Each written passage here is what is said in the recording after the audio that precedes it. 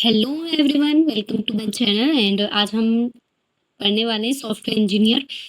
और मैं आपको जो बुक से पढ़ा रही हूँ वो है Roger S Pressman Bruce R Maxim, है ना। ठीक है, तो ये इस ऑथर की बुक है, तो आप इसको भी पढ़ सकते हैं। तो चलो हम स्टार्ट करते हैं। ठीक है, तो हम इसमें आज पढ़ेंगे part 1 which is software process, है ना। और इसके अंदर डिफरेंट चैप्टर्स हैं, तो हम नेक्स्ट चैप्टर भी कवर करेंगे। आज हम चैप्टर पढ़ेंगे चैप्टर 3। लास्ट लेक्चर में मैंने चैप्टर 2 पढ़ाया था। इसमें हम पढ़ेंगे सॉफ्टवेयर प्रोसेस स्ट्रक्चर के बारे में। सिर्फ मैं इम्पोर्टेंट थिंग ही आपको बताऊंगी, ज़्यादा हम डीपली नहीं देखेंगे। जो हमें ज़रूरत होगी हम वही समझेंगे। ठीक है, लेट्स स्टार्ट। सबसे पहला देखो, सबसे पहले आता है ए जेनेरिक प्रोसेस मॉडल। तो what is generic process model? तो देखो, collection of work and activities, actions and task. ठीक है, अब मैं आपको इसकी इतने डिटेल में इसकी डेफिनेशन नहीं दूंगी, क्योंकि जो हमारे लिए इंपॉर्टेंट है हम सिर्फ वही कवर करेंगे। ठीक है, देखो, 5 फ्रेमवर्क एक्टिविटीज है जेनेरिक प्रोसेस के अंदर। अगर जब भी आप जेनेरिक प्रोसेस को पढ़ें तो उसमें आपके माइंड में सबसे पहले चीज आनी चाहिए कि कौन कौन सी एक्टिविटीज होती है। तो 5 एक्टिविटीज दे रखी है यहाँ पे। क्या है? कम्युनिकेशन, प्लानिंग, मॉडलिंग, है ना, construction and deployment. That is, तो ये 5 हैं। और ये एक सीक्वेंस में, आप इसको ऐसे मतलब विदाउट सीक्वेंस ना याद कीजिए, इसको सीक्वेंस में याद कीजिए, बेहतर होगा। ठीक है, तो सबसे पहले हम क्या करेंगे? कम्युनिकेशन करेंगे, फिर हम उसको प्लान करेंगे, बातचीत करेंगे, फिर हम उसकी प्लानिंग करेंगे, फिर हम उसको मॉडलिंग करेंगे, है ना, फिर हम उसको कंस्ट्रक्ट करेंगे एंड देन डिप्लॉयमेंट करेंगे। ठीक है, नाउ अगर मैं बात करूँ आगे अम्ब्रेला एक्टिविटीज की, तो उसके बाद हम अम्ब्रेला एक्टिविटीज के बारे में जानते हैं। और इसके अंदर आता है हमारा प्रोजेक्ट को ट्रैक करना, है ना, कंट्रोल करना, रिस्क को मैनेज करना, क्वालिटी एश्योरेंस करना, कॉन्फ़िगरेशन मैनेजमेंट करना and technical reviews. That is all about the umbrella activities. तो अम्ब्रेला एक्टिविटीज के अंदर हमारे पास ये सारी चीजें आ जाती है, क्योंकि जब भी आपके पास एक प्रोजेक्ट या एक सॉफ्टवेयर बन जाते हैं तो आप उसको ट्रैक करते हो, उसको कंट्रोल करते हो। कोई रिस्क होता है तो उसको मैनेजमेंट करने के लिए भी कुछ चाहिए। ठीक है, उसकी क्वालिटी को एश्योर करना जरूरी है। कॉन्फ़िगरेशन मैनेजमेंट के भाई वर्जन्स वगैरह देखने होते हैं कॉन्फ़िगरेशन मैनेजमेंट के अंदर। और टेक्निकल रिव्यूज की भाई उसमें रिव्यूज सही आ रहे हैं कि नहीं, है ना।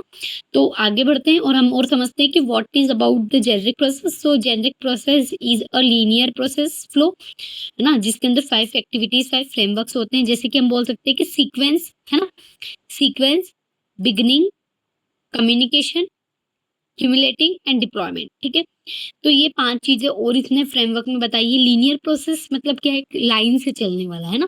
दैट इज कि आप उसको ऊपर नीचे नहीं कर सकते, इसके बाद ये, इसके बाद ये, इसके बाद ये आएगा। ठीक है, next iterative process. Iterative process मतलब 1 बाय 1, है ना, एक के बाद एक प्रोसेस हमारी एक्टिविटीज हो रही है, एक से ज्यादा एक्टिविटीज उसमें परफॉर्म हो रही है।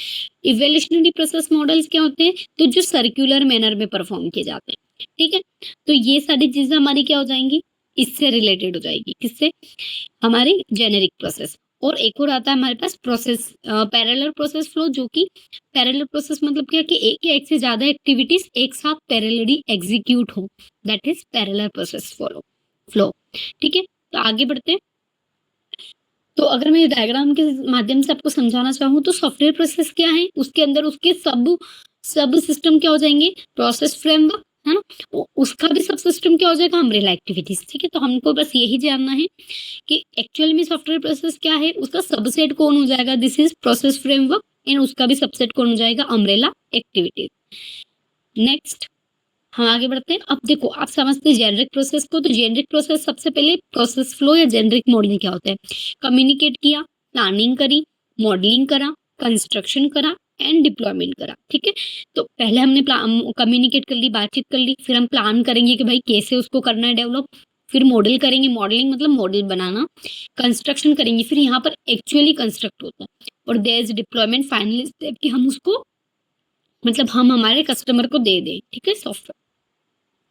नाउ अगर ये एक लीनियर प्रोसेस फ्लो है, क्योंकि ये लीनियरली चल रहा है, इस एक के बाद इसके बाद ये, इसके बाद ये, इसके बाद ये, दैट इज लीनियर। ठीक है, नेक्स्ट इटरेटिव प्रोसेस मॉडल में क्या आ जाता है? देखो, कम्युनिकेट करा, फिर प्लानिंग करी, प्लानिंग से फिर क्या करेंगे? हम मॉडलिंग करेंगे। सेम है ना, लीनियर तो है ही सही, लेकिन कम्युनिकेट करने के बाद हम प्लानिंग कर रहे हैं। हमको कहीं कोई डाउट है तो फिर हम क्या कर रहे हैं? कम्युनिकेट कर रहे हैं, बातचीत कर रहे हैं।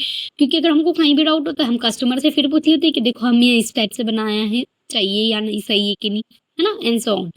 फिर हम क्या कर रहे हैं, हम मॉडलिंग कर रहे हैं, है ना। अगेन हम उसमें मॉडलिंग में भी हम 2-3 बार रिव्यू ले सकते हैं। अगर हमने कंस्ट्रक्ट कर लिया देन हम अगेन से कम्युनिकेट कर सकते हैं, हमें कोई डाउट होता है तो कि भाई कोई दिक्कत तो नहीं, तब हम डिप्लॉय करें। तो that is all about the iterative process, है ना।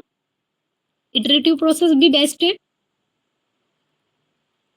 तो ये हमारा क्या हो जाएगा, इटरेटिव प्रोसेस, ठीक है। नेक्स्ट चलते हैं हमारे पास इवोल्यूशनरी।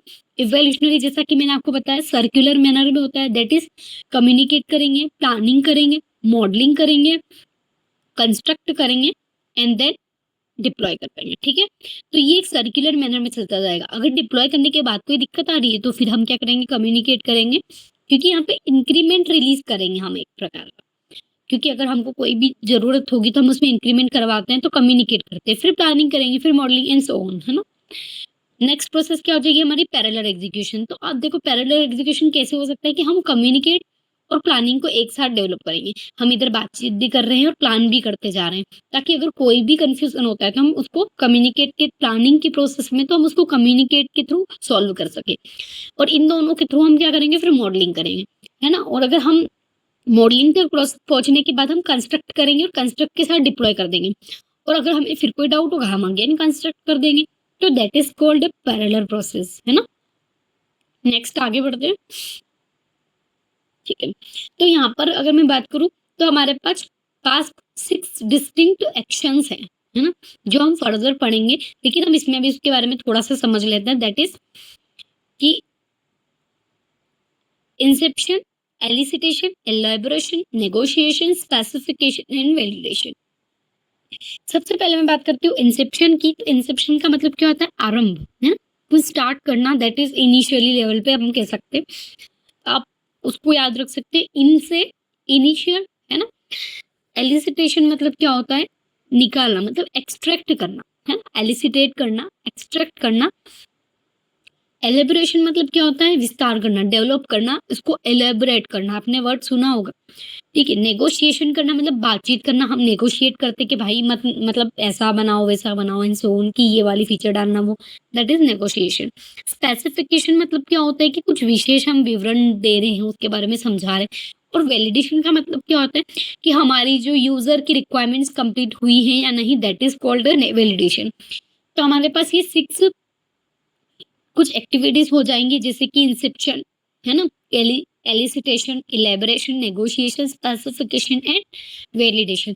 तो हमसे पूछा जा सकता है एग्जाम में कि वह कौन सी 6 डिस्टिंक्ट एक्शंस हैं जो जेनरिक प्रोसेस में इंपॉर्टेंस पार्ट रखती हैं। एक्शंस, है ना, हमने ऊपर पढ़ा था process, that is not a process, that is actions, है ना।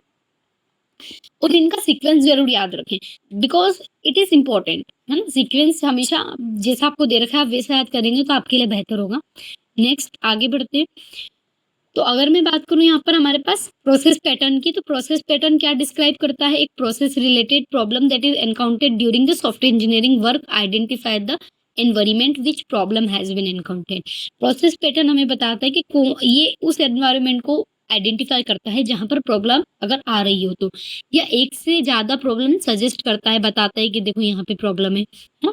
तो पैटर्न क्या केस से क्या कर सकते हैं हम, पैटर्न को हम ऐसे डिफाइन कर सकते हैं, एनी लेवल ऑफ एब्स्ट्रैक्शन, है ना, किसी भी लेवल पे एब्स्ट्रैक्शन को हम डिफाइन कर सकते हैं ना। अगर मैं बात समझूं थोड़ा सा और पैटर्न नेम की, तो पैटर्न नेम क्या हो जाएगा, मीनिंगफुल नेम, है ना।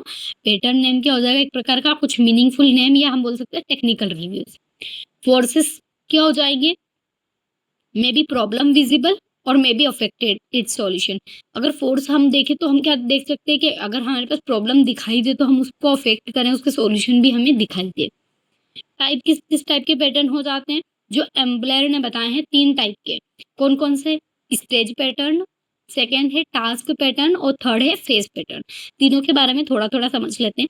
What is stage pattern, so stage pattern is multiple actions एक साथ एंड वर्क टास्क होते हैं ना, जिसके अंदर जैसे कि हम कह सकते हैं कि हमको कम्युनिकेट इस्टेब्लिश करना, इस्टेब्लिशिंग कम्युनिकेशन, है ना। तो ये चीज हमारे स्टेज पैटर्न पे आ जाएगी।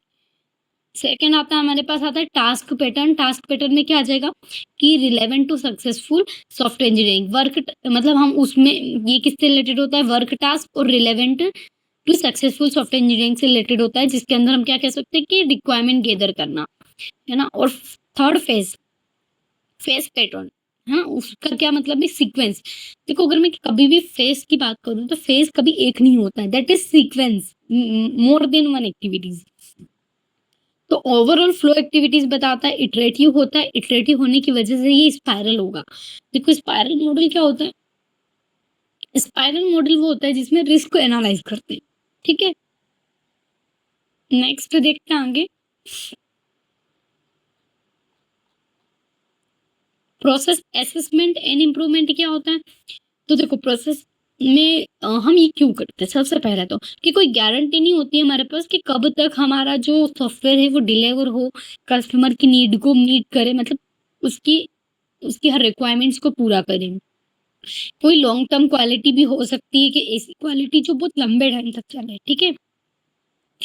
तो यहाँ पर हमारे पास कुछ डिकेट्स हैं, कुछ अप्रोचेस हैं कह सकते हैं, तो देख लेते हैं वो approaches. Standard CMMI assessment method for process improvement SCMPI. 5 steps होती है इसके अंदर। क्या होती है? Initiating, diagnosing, establishment, acting and learning. Initiate करना, शुरुआत करना, डायग्नोस उसको देखना, एस्टेब्लिशमेंट उसको स्थापित करना, एक्टिंग उस पे एक्ट करना और उससे सीखना। तो ये हमारे इसके अंदर कुछ फेस हो जाएँगे, ठीक है? सीएमएम बेस्ड एप्रिसिएट और फॉर इंटरनल प्रोसेस इंप्रूवमेंट, इसके अंदर रिलेटिव मैच्योरिटी ऑफ सॉफ्टवेयर आ जाता है।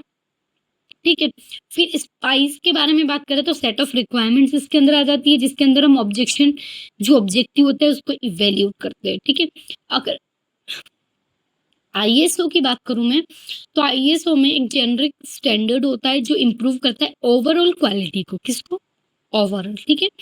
तो that is all about our chapter.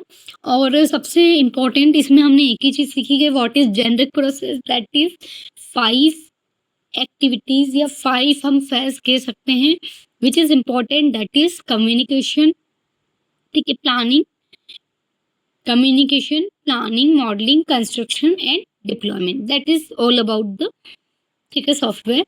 Thank you.